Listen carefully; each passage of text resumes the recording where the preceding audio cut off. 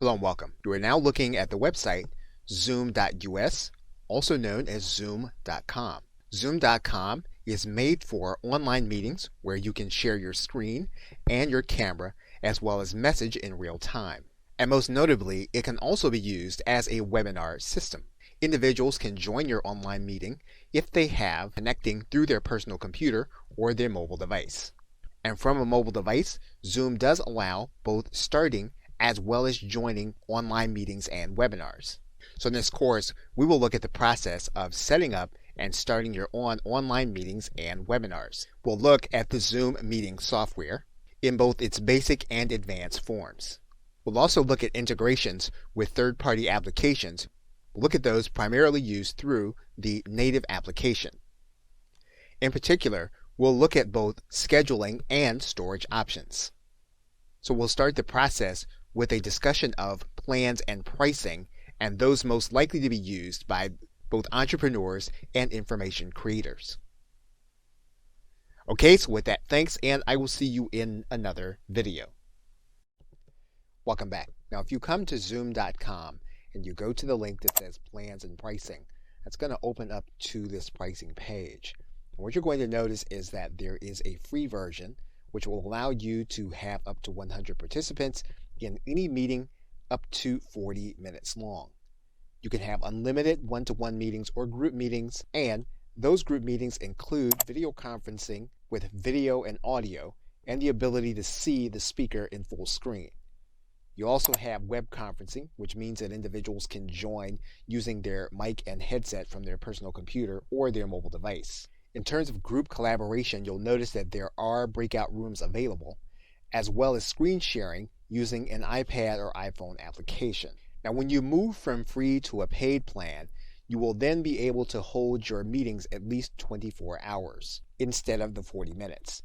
You'll also be able to have multiple users and manage those users, as well as reports that you can analyze. A paid plan also gives you 1 gigabyte of MP4 storage and cloud recording, and gives you the ability to add in Skype for Business as an integration. When you have a paid plan, you can also pay for cloud storage. Most importantly, though, you can add in video webinars at $40 a month. So that if you want to have individuals over 100 attendees and then do it webinar style, you'll need to have the add-on. Now, what's important about this is that this webinar feature allows you to stream live to both Facebook and YouTube. In this course, we will look at a number of the free features, but we will also look at adding on the webinar, cloud-based storage, and Skype. Okay, so with that, thanks, and I will see you in another video. Welcome back. Now, Zoom does have a partner program.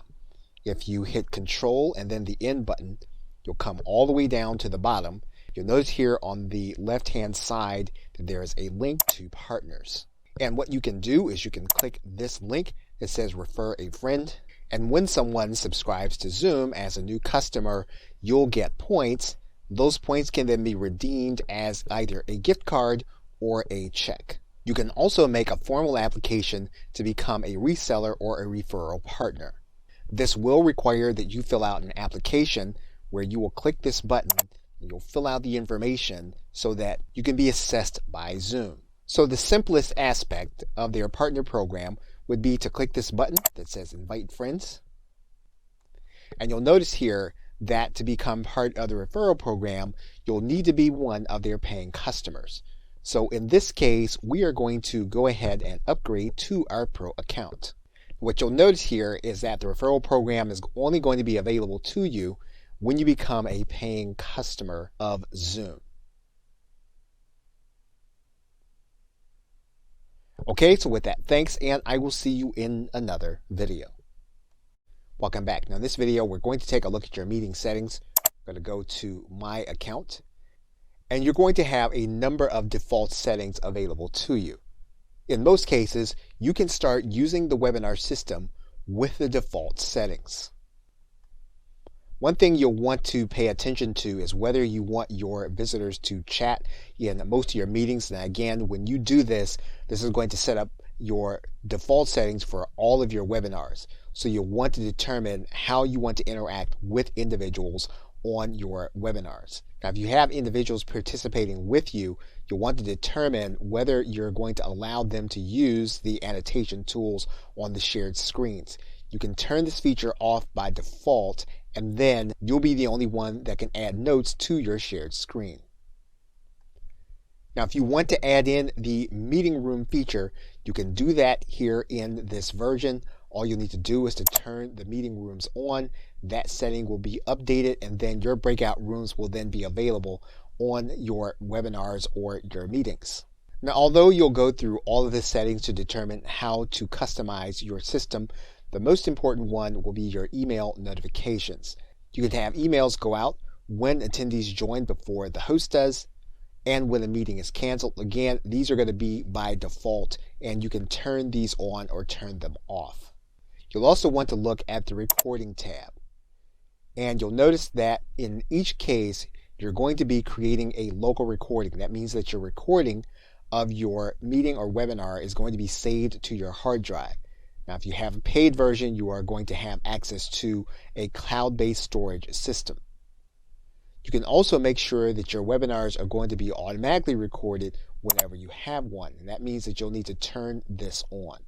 If you want to make sure that individuals know they're being recorded, you can turn this feature on. This will then prompt individuals to make sure they consent to being recorded before your recording actually starts. You can have individuals notified by audio that they're being recorded when you turn on this feature. Okay, so with that, thanks, and I will see you in another video. Welcome back. Now, if you are in the meeting section, you're going to notice a gray area here where you can schedule your meetings directly from your calendar.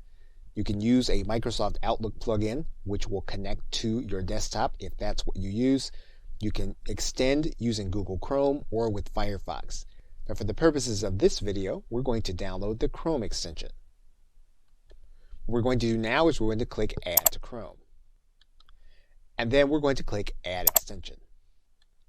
Then in your browser area, you're going to notice that there is going to be a Zoom scheduler available to you.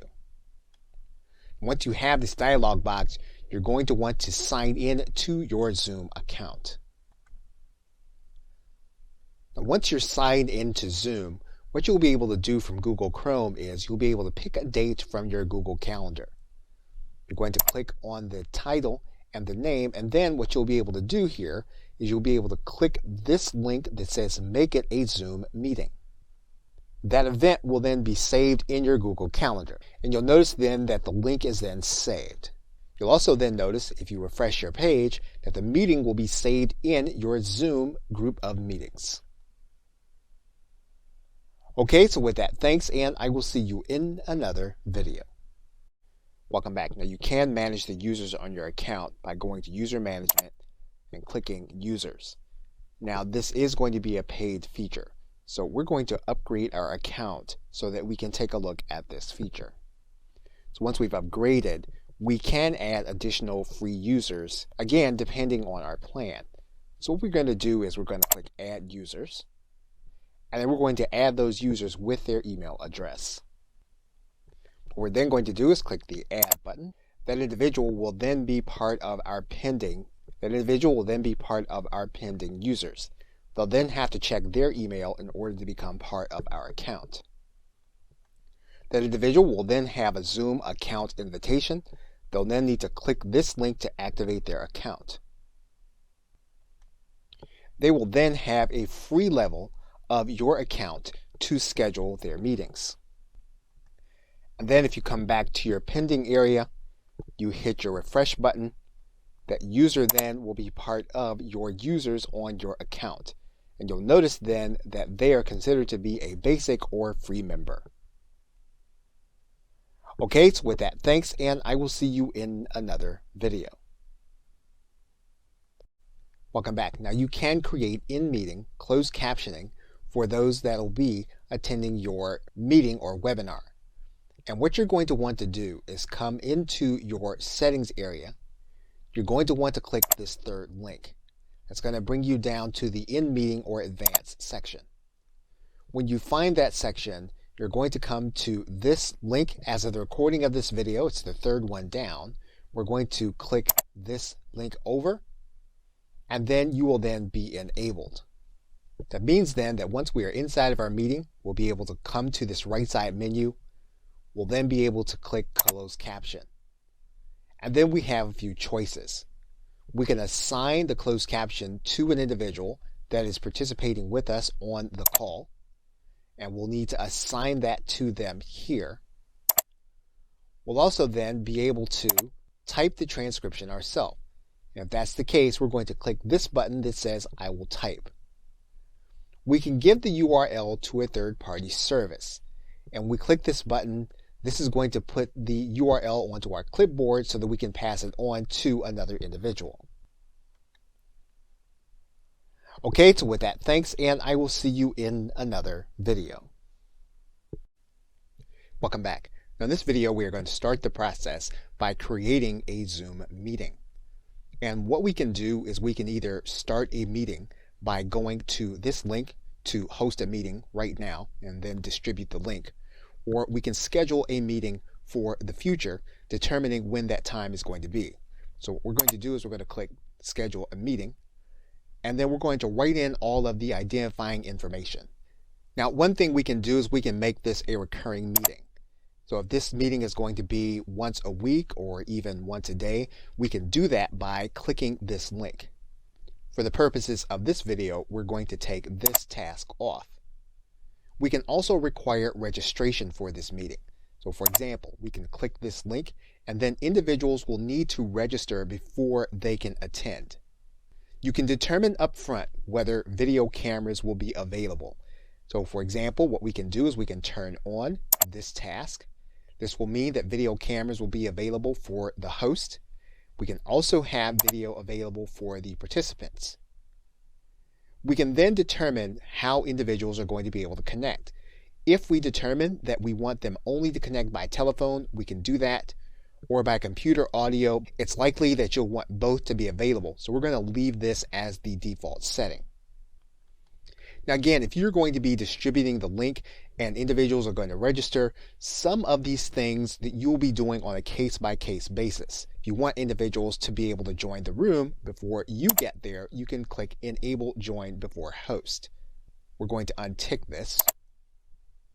If you only want discussion to occur when you're there, you can click Mute Participants upon entry.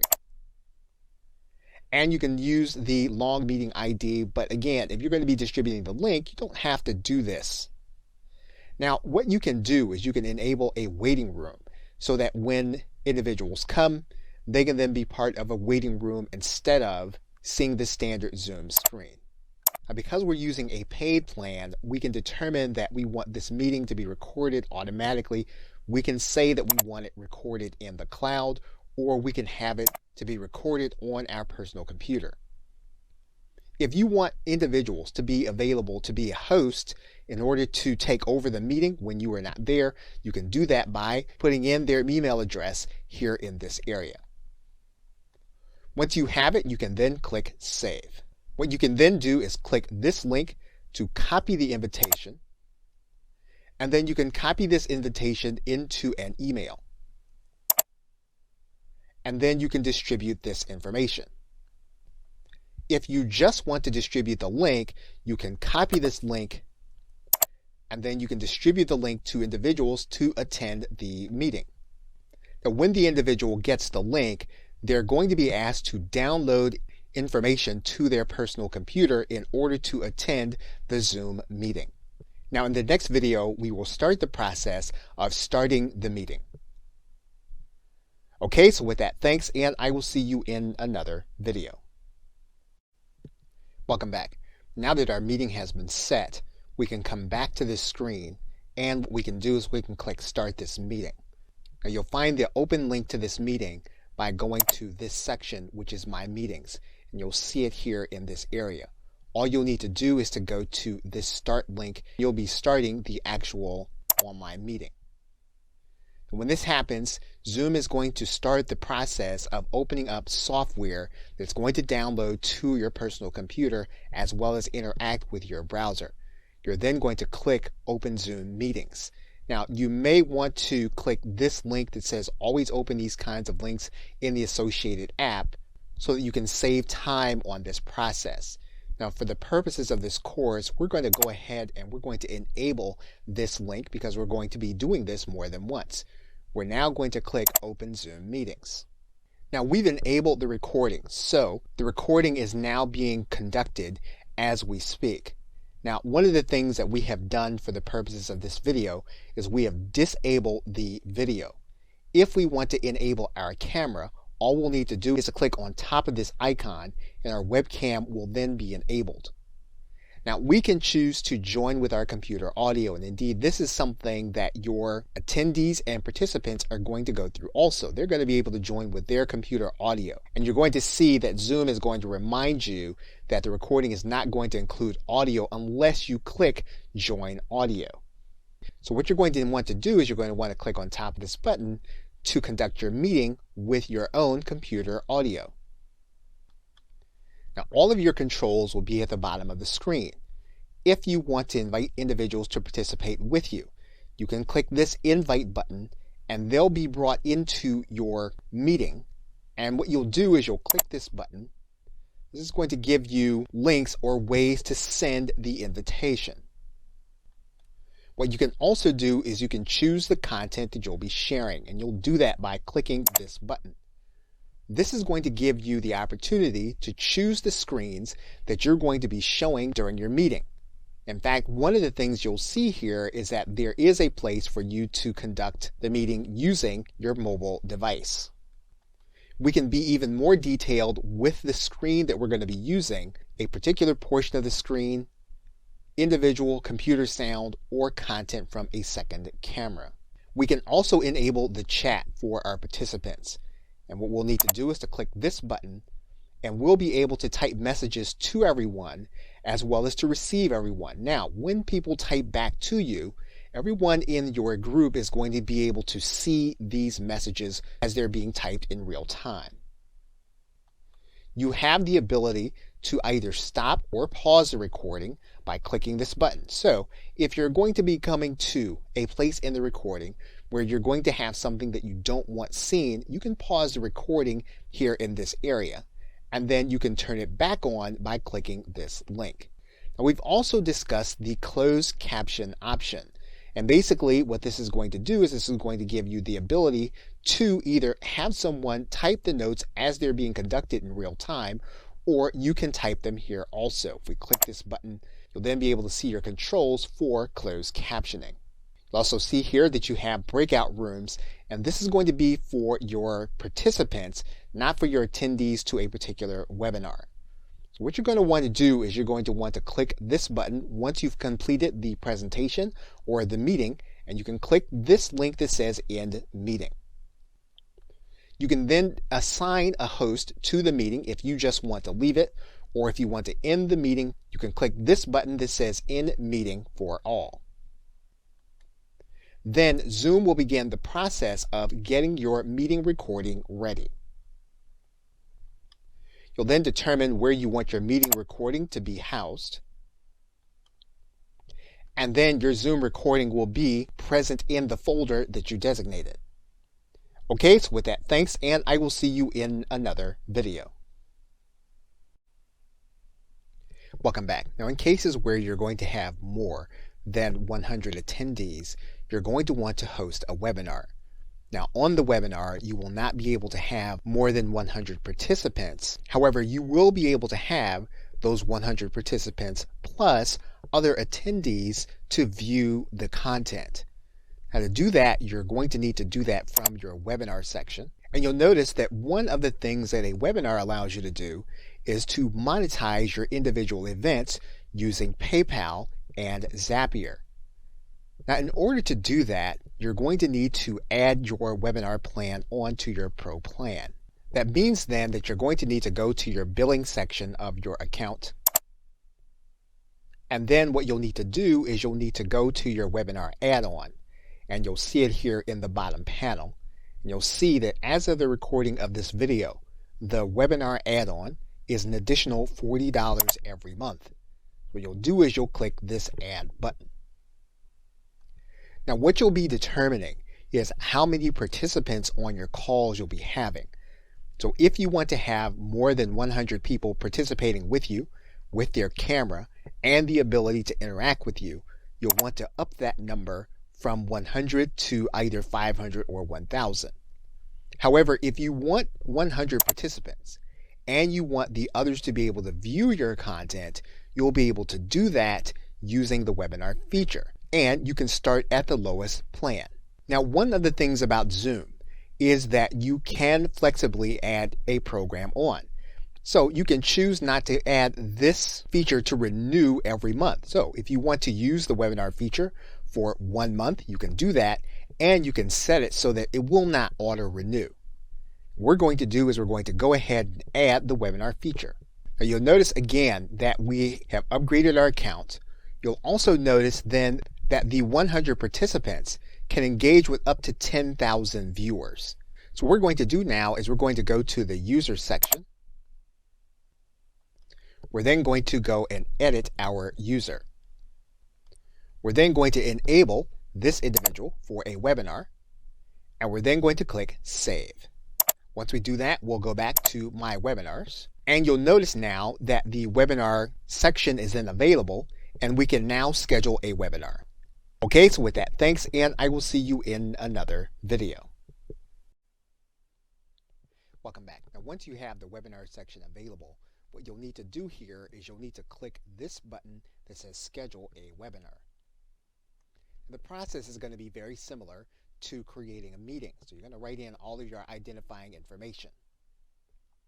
Once you've determined the time and duration, you can then determine if it's going to be recurring or if it's going to be one time. You can require registration. You can also determine whether the host and panelists will have video. And in this case, we're going to leave the video turned off. And again, in most cases, you're going to want to make sure that both computer audio and telephone are available for individuals that are going to be attending, especially if you're going to have a webinar where you're going to have more than 100 attendees. What you can also do is require a webinar password if you want the content to be exclusive. You can also enable a practice session so that you make sure that all of your slides and all of your presentation is going to be in order before you go live with the webinar. And one thing that the webinar gives you that a meeting does not is that you can turn your webinar into an on-demand presentation where individuals will have to register, but what they'll basically be watching is going to be a recording. Once you have your settings the way you want them, you can then click the Schedule button. Now, once you've scheduled your call, you're going to want to scroll down, and you're going to have other settings to work with. You need to customize your email settings, including the invitation email to your panelists, emails to your registrants, your panelists, and attendees. You can do all of that in this email settings section. There's also a branding tab. So using the branding tab, you'll be able to display your banner at the top of your invitation page. You'll also be able to upload your logo. If you want to add in information about at least 3 speakers, you can do that here in this section, including their photo, their name, their title, and their organization and bio. You can also customize your post-attendee URL. So for example, we can click this edit button, and what we can do is we can create a custom URL for the individuals to attend the webinar once it's complete. And we can make it easy to share on social media. If we click this edit button, we can write in our message for the webinar to be shared on social media. There's a tab for polls. So if we want to create a poll that we're going to ask on the webinar, we can click this add button and add in that poll for the actual call. We can then determine our Q&A settings. So for example, if we click this edit button, we can determine how we want questions and answers to be handled in the Q&A panel while we're giving the webinar. And then if you want to live stream, this panel doesn't connect you to anything. It just lets you know that you can take your live stream and you can make it available on Facebook Live and or YouTube. And once all your settings are configured, you can then click Start this webinar. And you'll notice the same panel as the online meeting, with the exception of you have a notice here that says that while you're in practice mode, attendees won't be able to join until you click this broadcast button. you are recording this session as you are working through your practice content. You'll then have available to you your invitation URL, as well as the ability to invite others by clicking this button. What you'll notice are all the same tools that you had available to you. You'll also see the Q&A tab, as well as the polls tab. And you'll also see in this More section that you can connect to Facebook as well as YouTube. Okay, so with that, thanks, and I will see you in another video. Welcome back. Now, as mentioned earlier, we can also host webinars and meetings using our mobile device. And so to do that, what you'll need to do is to go over to your App Store, whether you use an Apple device or whether you use an Android device. You'll want to then search for Zoom, and then what you're going to do is to download the app onto your mobile device. You'll then open Zoom on your mobile device. What you'll then do is to sign in with your Zoom account. You'll then determine whether you want to have notifications sent to you. And then you'll determine whether you want to have Zoom access your calendar. Now, what we're going to do is we are going to allow Zoom to access our calendar because we want to be able to use our mobile device to schedule meetings. So for this, we're going to click OK. And in this case, for the sake of this video, we are not going to allow Zoom to use Siri. And since this is particular to an Apple product, we are not going to sign in with our Touch ID. Now what we are going to do is we're going to click New Meeting. And then we're going to click Start a Meeting. Now for the sake of this video, we are not going to allow Zoom to access our camera, but we could for the sake of the video if we needed to be the centerpiece of our presentation. So for now, we're going to click Don't Allow. You'll then need to give Zoom access to your mic. Now you do have some choices. You can invite your mobile contacts to join you on the meeting. And by using the right side menu, we can choose to send this recording to the cloud. We can then choose the content that we are going to be sharing. Now when we are using our mobile device, we can choose to share our screen or any of the applications available on our device. We can then choose the device that will be doing our screen recording. Once we make that choice, we can then click Start Broadcast. And then our content will be sharing. And we will be conducting our webinar using our mobile device. Once we completed this content, what we'll do is we'll come to this menu, and then we'll click the End button. We'll then choose to leave the meeting or end the meeting. We're going to choose to end the meeting. And our meeting will be complete. Now there are some settings that we'll want to take note of, and you'll find them in the settings area. And you're going to want to individualize your experience based on how you want to conduct your mobile meetings. Okay, so with that, thanks, and I will see you in another video. Welcome back.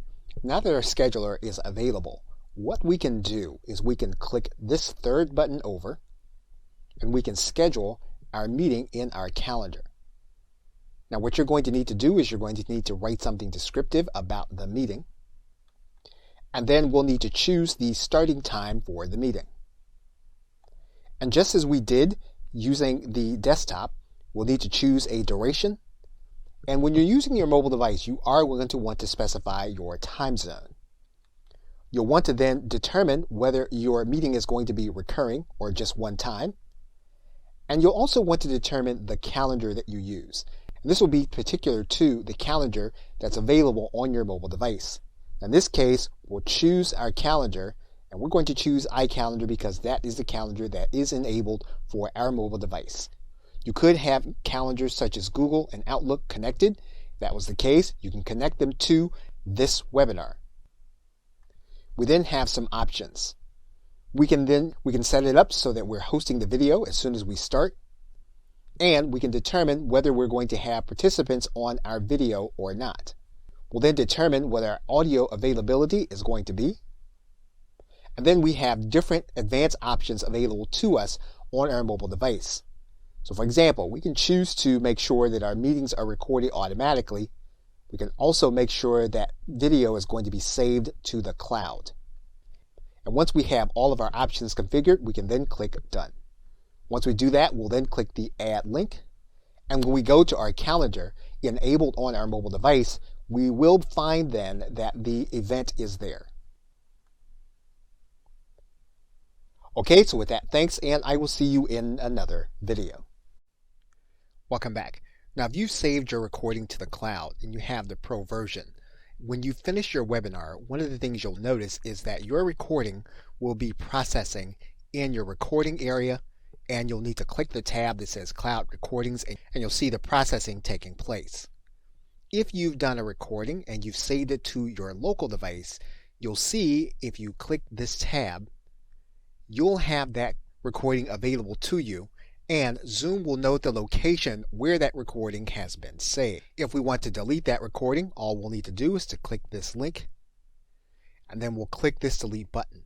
And we can do the same for the cloud recording once its process is complete. Once your process is complete, what you can do is you can come to your recordings, you can go to this More tab, and then you're going to either download the files or delete them. Now, if you need to download them to edit them, to process them, you can click Download. Now, your browser may alert you that Zoom wants to download multiple files. If that's the case, you're going to click Allow. You'll then see your files available to you in M4A format for audio and MP4 format for video. And once you've successfully downloaded your files, you'll want to go ahead and delete them so you'll be able to manage your storage as you go. Okay, so with that, thanks, and I will see you in another video. Welcome back. You are now looking at version 8 of the screen sharing and recording program Camtasia. And we're looking at this application because we're going to use it in order to edit our Zoom recording. Now, you may not have Camtasia, so you'll be able to use any editing program to edit your recording as long as it can edit MP4 recordings. So what we're going to do is we're going to then take our file command, and then we're going to import the media into our clip bin. Once we have the video there, all we're going to do is we're going to add it to our timeline. Now, every editing program is slightly different. However, you are going to have a timeline available to you. You are going to be able to view both the audio and video in your recording. Now, if you are using Camtasia, one of the things that you can do is you can then separate the audio from the video. We're going to do that by right-clicking and then adding Separate Audio and Video. We can then move through the content in real time, come to the position where we want to edit out the portion that we want, and then we will then stretch the timeline indicator, and then we'll cut that piece out of the recording. Now, whenever we make edits to Camtasia or any other editing program, what we're basically doing is we're creating a different file, which is a project file. And so what we're going to want to do is we're going to want to then take our changes as they exist right now, and we're going to save them in a project file for the changes as well as the file. This way, we don't make changes to the actual file. What we make changes to is the project. And so we're going to save this entire project. And you'll notice then that we have saved a Camtasia project. And you'll also notice that the file name has now changed to a different file name. And this is a project file. So once again, all we have in the project file are the changes we made to the file that we imported. We did not make changes to that actual file. And so we'll continue to make edits to this file. We can choose to add in music at the end and at any point where we want to do that. So basically what we want to do is we want to use our video editor to add on any branding and any other information that we want to be in the video, and remove that information that we don't want to show up in the video. In some cases, we may discover that we have sensitive information inside of our video. And so what we'll want to do in Camtasia is we'll want to add a callout. Now, once again, this is going to be different in any video editing application that you want. However, this is a common feature that you'll want to find. You'll want to add in that feature. In this case, we're going to change a certain part of this to a blur. And we can stretch it to the point in the timeline where we want it. Okay, so with that, thanks, and I will see you in another video. Welcome back. Now you may have noticed that Zoom does offer cloud recording transcripts for your content, and that is with the business plan. However, the business plan at $19.99 per month as of the recording of this video requires that you purchase licenses for at least 10 hosts. So that may not be cost effective for you to implement.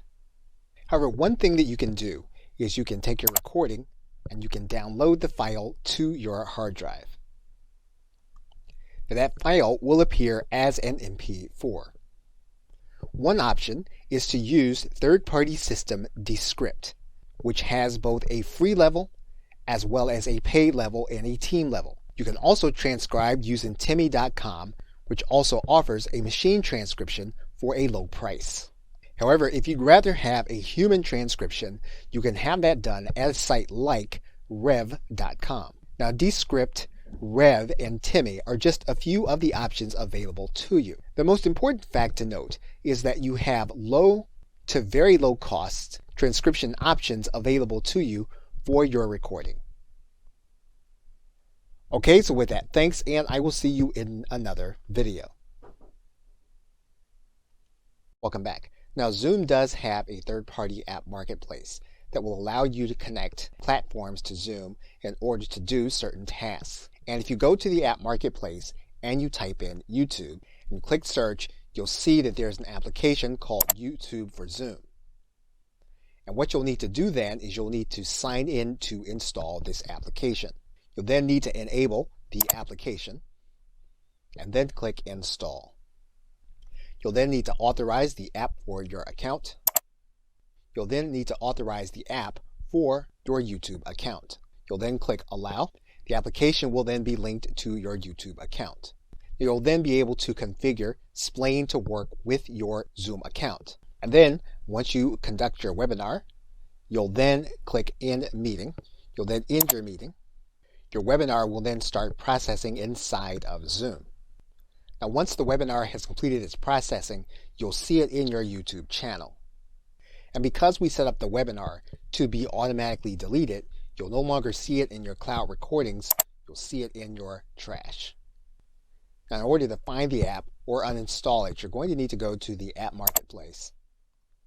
And you should be signed into the marketplace. What you'll want to do is to click manage. You'll see your installed applications, and you'll see this application installed. If for some reason you want to uninstall it, you'll just click this link. Now, it's a good idea to get more information about the application before you install it to your Google account, as well as before you install it to your Zoom account. And you can find out more about the application from Splain.io. You'll note that this is a 30-day free trial that you'll be using in order to use Splain with your Zoom and your YouTube account. Okay, so with that, thanks, and I will see you in another video. Welcome back. Now, Zoom does have integration into your cloud-based storage. And to find it, you'll need to scroll down inside of your settings, and you're going to go to this integration tab. And what you'll see here is that you can enable Google Drive, Dropbox, Box, and Microsoft OneDrive. So what this means then is while individuals are on their mobile device, they will be able to share content from their cloud-based storage. So while the individual is on your call, what they'll then need to do is to click the bottom of their screen, and they'll be able to share their content from the drives you have enabled. So for example, in this case, if we click Google Drive, our Google Drive will then be available to us using our Zoom meeting. And once we enable the document, all we'll need to do is to click Share. The file will then start a loading process and will then be part of our sharing process using our mobile device in our Zoom meeting. Okay, so with that, thanks, and I will see you in another video. Welcome back. You can automate the process of transcript creation in the Zoom Marketplace. And if you look at the Zoom Marketplace and you come down into the recording and transcriptions area, you're going to see one link for Trent. We're going to click that link. Now for the Trent integration, you'll need to install it to your Zoom account. And this will automate the process of sending your recordings straight to Trent so that you can have them transcribed. Now, Trent is a machine transcription. It has a free trial, and its pricing is going to be slightly less than human transcription and slightly more than most of the machine transcriptions. So this application is something worth looking at if you do want to spend a little more for your machine transcription and the automation process. Okay, so with that, thanks, and I will see you in another video. In conclusion, in this course, we looked at the process of starting meetings and webinars using Zoom. Whether you want to share your cameras or your screen, you can share content with other individuals, whether they are participating with you on a webinar or they are participating with you by watching your content. And in closing, we're looking at the whiteboard and the sharing process, where we can share text, where we can draw, and where we can use our cursor to erase. We also looked at doing webinars, where we can operate in practice mode, and where we can also share Q&A and polling. And as you recall, the paid webinar plan allows us to stream live to YouTube and Facebook. We looked at integrations for storage. And we also looked at the app marketplace, which is only part of the paid plan and allows us to connect to third-party applications. Okay, so with that, thanks, and I'll see you either in another video or in another course.